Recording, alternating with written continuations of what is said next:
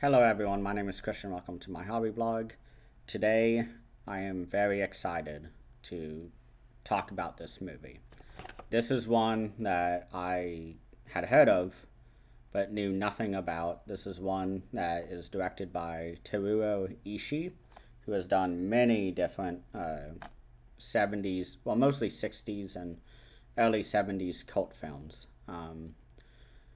I actually saw one of his movies for the first time. I think it was the first movie by him that I had seen just the other night, called Yakuza Law, and I loved it. Loved it a lot.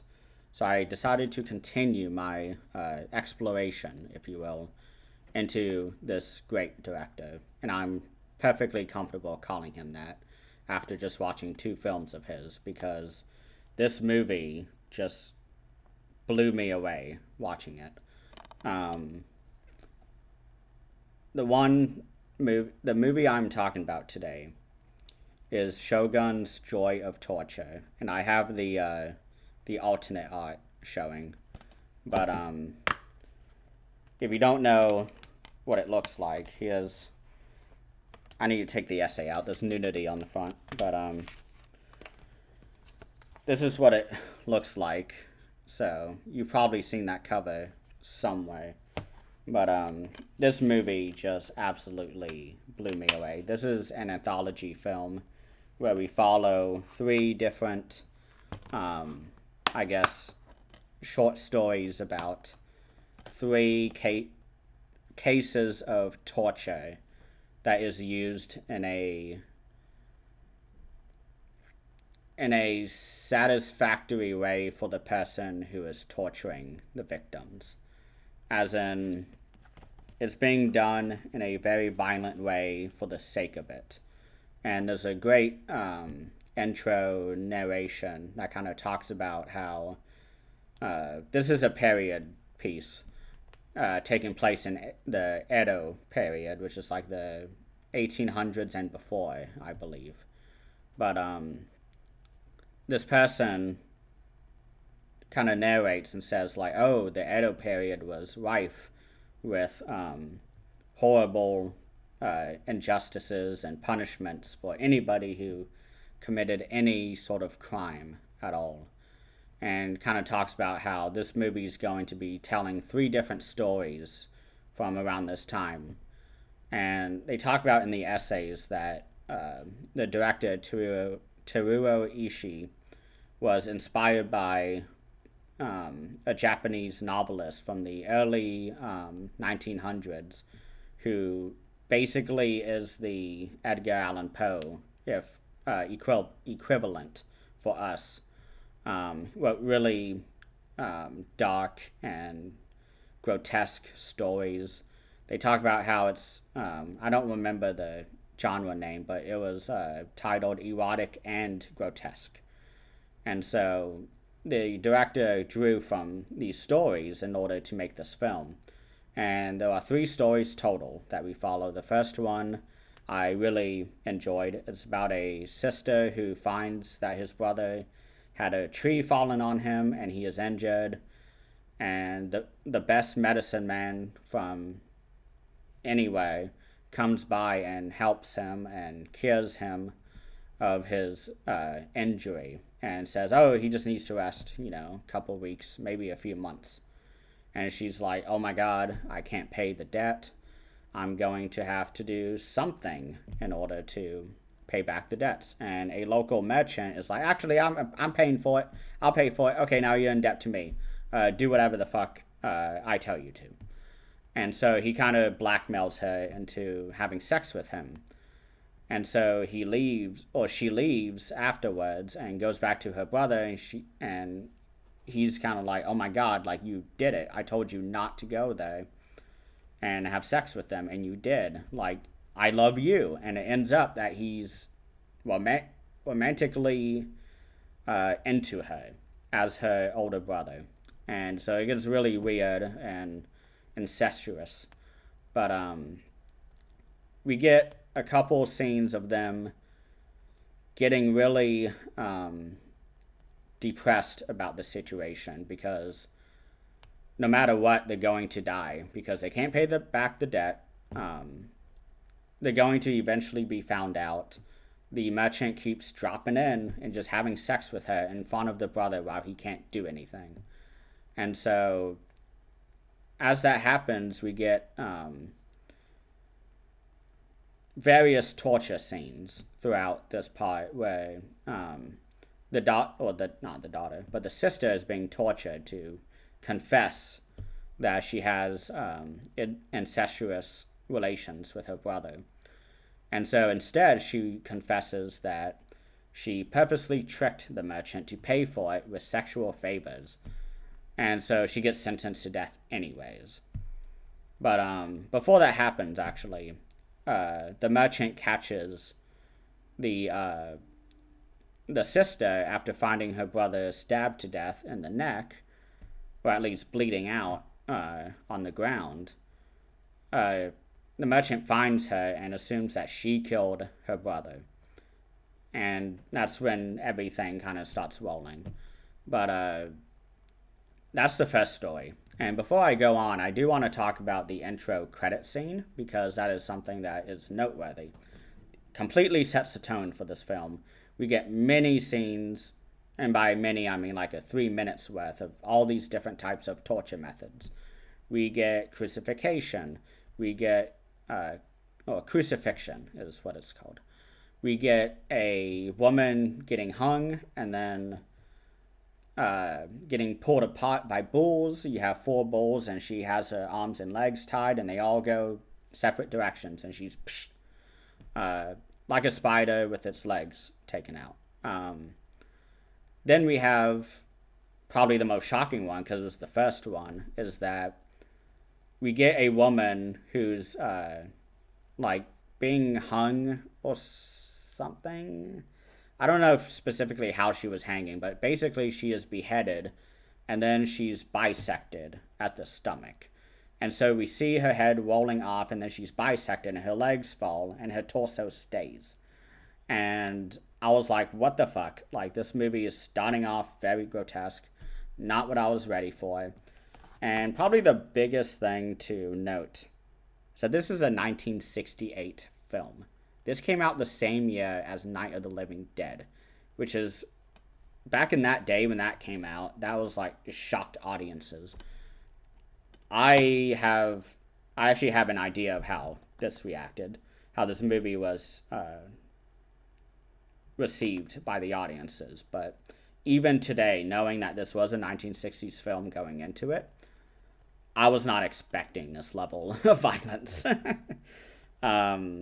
It's very horrifying. In most movies, it's like, oh, yay, like violence, whatever, cult films, That's why we watch cult films, is for the blood, beasts, and breasts, is what one of the most famous academic writers wrote, and how to make a perfect or a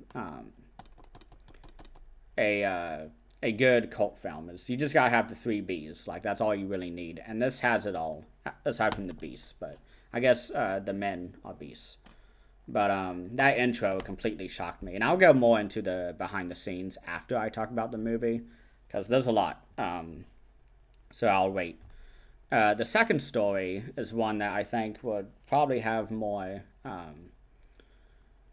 negative feedback, because it is religion based. We have a woman who's an abbess who is at the local monastery or temple, I believe, and she is having a romantic relationship with another woman at the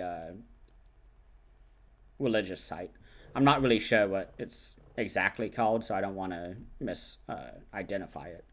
But they're having a relationship, and it ends up that we get a flashback to earlier where one of them catches the other having sex with a traveling monk, I believe, or a religious figure. And so she gets really mad about it. He finds out that they are in love and says, like, oh my god, like, forgive her, torture me. And so she takes him to the waterfall and has sex, and is like, actually, this is the first time I've had sex with the man. it is amazing. I love you. Like, you are beholden to me. He's like, no, no, I'm not. And so we get this kind of revenge story where she's slowly just trying to take control of him. And by the end of the story, she's torturing him and doing it for love and telling him, like, oh, I'm doing this because I love you, all this stuff. And he's like, oh my God, I will never be with you. And she kills her lover woman who he also, there was like a weird triangle happening here where we had both of the people of the woman Abyss. I keep forgetting that term, but she's in love with this woman, and so is this traveling religious man. And so they do this back and forth thing, and eventually she wins out, and she tortures him, tells him like, "Oh my God, I love you so much. I'm doing this because I love you," and like she's completely lost it by the end of the movie. She is completely just cackling through the entire end of that sequence, because at the end of each of these sequences we get the torture or the justice being delivered to these people who are being tortured. I don't want to say that they deserve it, because the first woman definitely didn't deserve to be tortured the way she has, but the second one's debatable. But we get those scenes at the end of each sequence where they are being tortured, and it kind of comes back. But everybody at the temple is crucified, and the mad woman is kind of cackling, and the men are like, oh my gosh, women know no bounds when love is involved or when sex is involved. And so we get to the final short sequence, and my God, this one absolutely blew me away. The others were really great. I enjoyed them in terms of the filmmaking aspect, of the more realistic looks into just the part of humanity that we don't want to look at. But this part just absolutely blew me away. It's all about a tattoo artist who is renowned as the best drawer and visualizer of what hell is. And so he tattoos on women's backs a full canvas, like full, just, yeah, canvas of a tattoo of a woman being tortured or being involved in an act. And a traveling shogunate who is actually a really famous actor who I can't recall the name right now. But he comes by and he's like, oh my God, like, you do not know what the fuck you're doing. You are so childish to even think the woman would be in pleasure at being tortured. And he's like, oh, like, how dare you, this, that, and the other. And the shogun is like, okay, if you think you're equipped, you are welcome to join me in my tortures. And I will give you one chance to do a tattoo, your best tattoo, he calls it, if you come to my castle or to my holding. And so the tattoo artist agrees and says, okay, first I need to find a woman who has perfect skin, is how he describes it. Not too hard, not too soft, as he describes it. It's very creepy. But so he goes to a local bathhouse and tells one of the employees, who is a masseuse, he's like, stop massaging them and let me know if it's hard or good, and I'll give you the thumbs up on if I want the woman or not. Make sure her breasts are big and her ass is huge, basically. But she's got to be really skinny, but her skin must be hot and soft. And he's way too detailed in what he wants.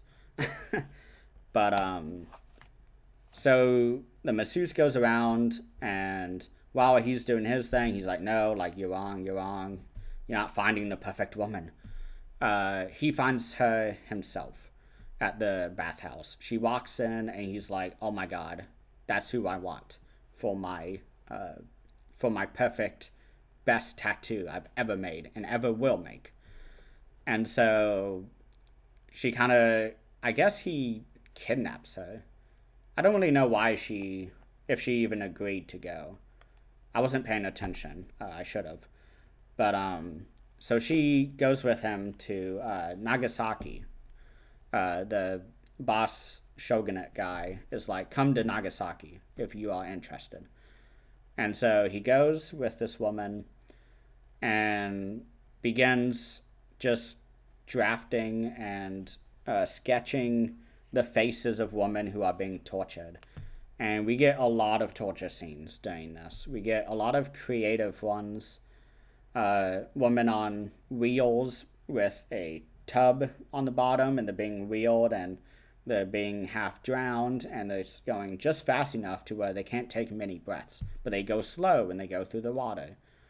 So they're slowly tortured. A couple women are burnt. Some of them are prodded with hot irons. It's really gruesome and definitely tough to watch.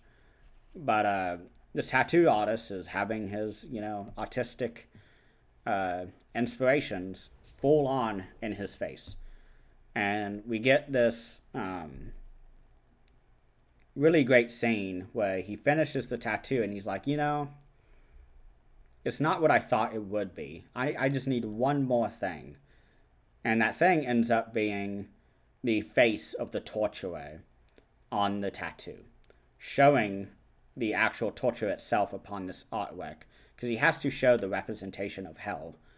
And so the shogunate is like, "Oh, okay, yeah, sure, come back in to our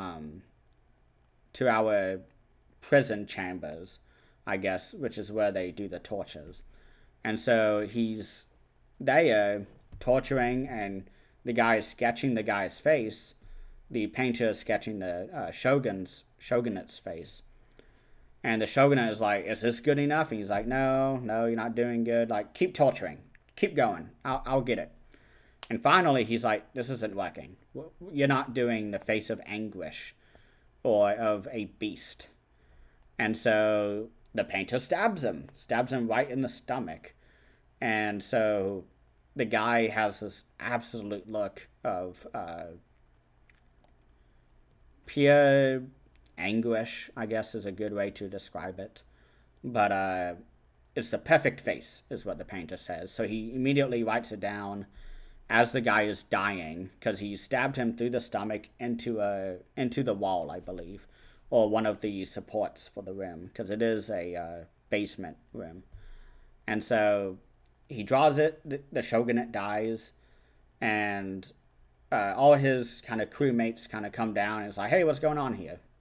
Because there's nothing really happening. There's a couple of people torturing, but they're too busy torturing to even notice that the boss has been killed. And so the painter gets as many details as he can and then is able to finish the tattoo. And it is absolutely hellish to look at, the tattoo. And the crewmates come down. They're like, "Oh my god, what happened?" He's like, "I have the perfect tattoo," and is really excited about it. And he's like, "Nobody touch my woman. She is mine. She is my canvas. She is nothing else." And so he's being pretty awful. And then they're like, "Oh my god, like, you killed our boss. Like, fuck you. We're going to kill you now." And they try to kill him, and he completely burns the place down, knocks over a bunch of the oil barrels that the torturers have been using to torture the woman, by dropping oil on them and lighting it on fire, giving them scars and all this different stuff. And he ends up burning the prison down, and we get this really surrealistic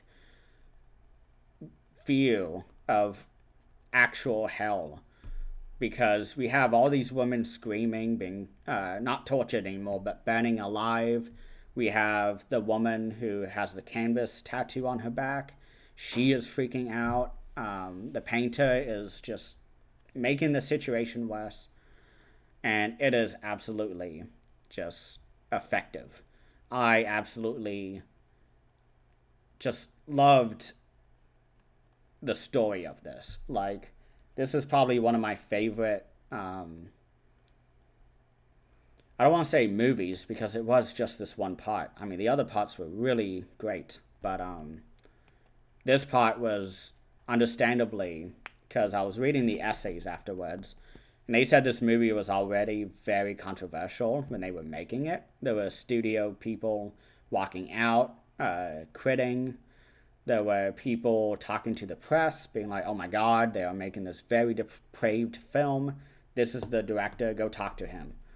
And the director was like, what the fuck?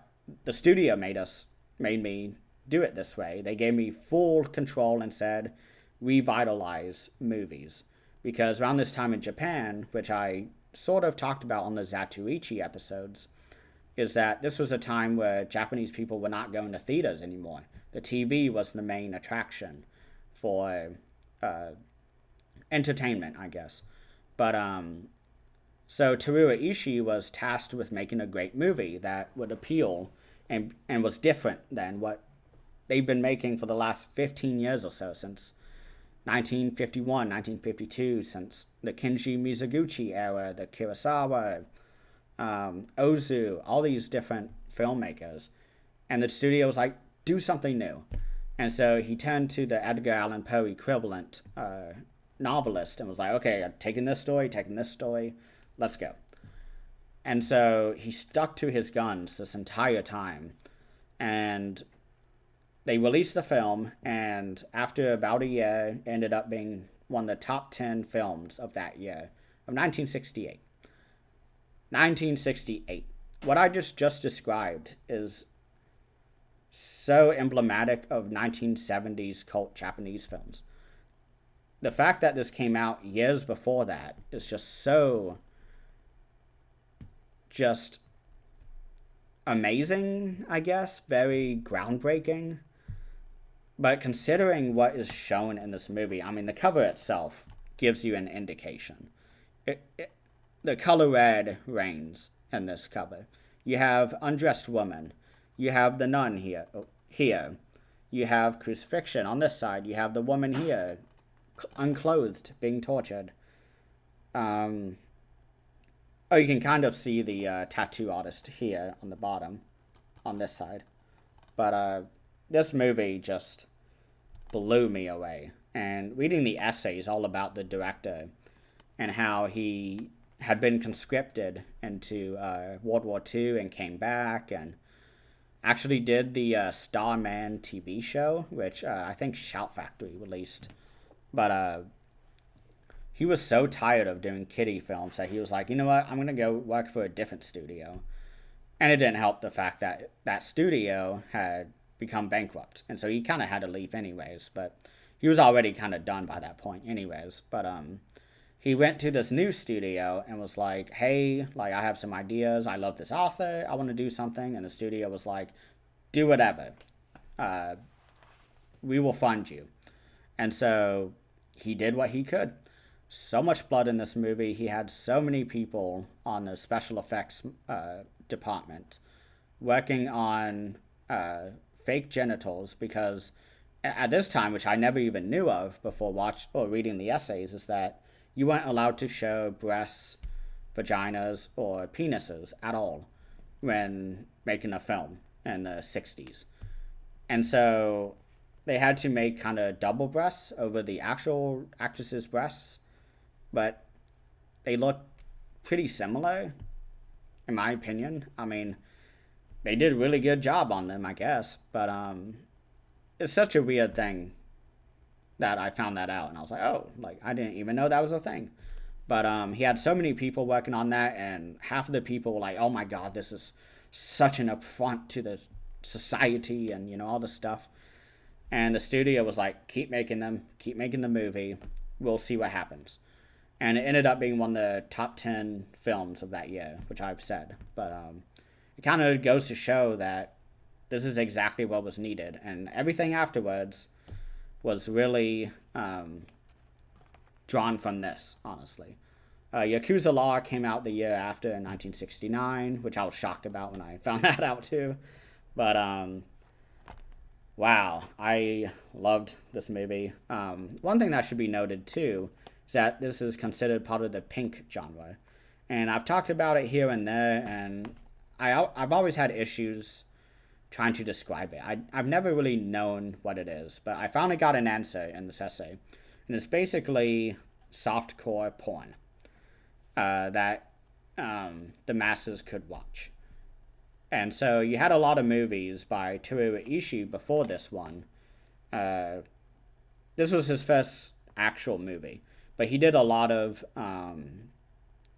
pink films before this one. And a couple other popular pink films are Lady Snowblood. That's technically one, but it's so great that it kind of rises above the genre. Um, oh man, really anything by Teruo Ishii. I'm unfortunately not that researched into the pink genre. I know it when I see it. Blind Woman's Curse, I think, is considered one with Meiko Kaji. Um, there's a really great book out there that I have been really wanting to buy lately, but I keep forgetting, and there's other books I want to get first. But it's called the Behind the Pink Curtain, and it's a comprehensive history on the pink genre. And so I think I need to revisit it more, but this was kind of the first pink film that incorporated high violence, ultra violence, I guess would be a more accurate descriptor. But this movie, again, just blew me away. I was really surprised by it. And the fact that I've been talking about this without taking a breath for the last 30 minutes should tell you how great this film is. It is definitely worth it to watch. And this is just the first one of many that Teruo Ishii has. I have two other ones, maybe even three. No, I think it's two other anthology films by him from Arrow Video. One is Orgies of Edo. I'm trying to think of the other one, the other name, but oh boy, Inferno of Torture. That is the name. Inferno of Torture. Oh my god. And Orgies of Edo. I almost forgot Orgies of Edo. But those two films are the next two anthology films that I need to watch by Teruo Ishii. But so far, this has breathed a new breath of fresh air for me in terms of movie watching. And I was talking about on my live stream last night. Today's April 2nd, which is shocking to me. I'm still mentally in January. But I talked about in the live stream last night that I haven't really reviewed a single film that wasn't a Vinegar Syndrome package film in a very long time. I think the last one was Giants and Toys, and that was a month or two ago. So I remember it being pretty rentery outside when I got that Criterion bundle. But, no, that Arrow bundle. I think it came with, I don't know, I can't remember. But, so I've been really on the lookout lately of talking about a film that has really affected me and actually moved me to really want to talk about this. And right when the movie ended, I read the essays. And the essay is all about the behind the scenes for this film and the circumstances around this, because it was made in 1968. So shocking to me. But here's the, I'm going to have to cover. Here's the tattoo artist here. He looks kind of insane. He's got blood everywhere. And then we have the two abysses kind of in love with each other. But here's the woman who is being crucified. This movie just really blew me away. Very visually stunning. I do like that Arrow Video censored it for me. You can see the little boxes. But this is the most famous scene. This is the sequence that got the most flack when it came out. And the director, the producer, the studio, everybody was like, no, we are not censoring it. We want this to be shown. We want to do something new. We don't want to do another, Kurosawa clone, which isn't bad. There's many, many great samurai films from the 60s, but you could tell towards the end of the 60s that Japan was running out of ideas. And this movie needed to come out. And so it is fun to think about its connection to Zatoichi and the context of Japan not really watching movies in the theaters anymore, instead just staying home and watching it on TV.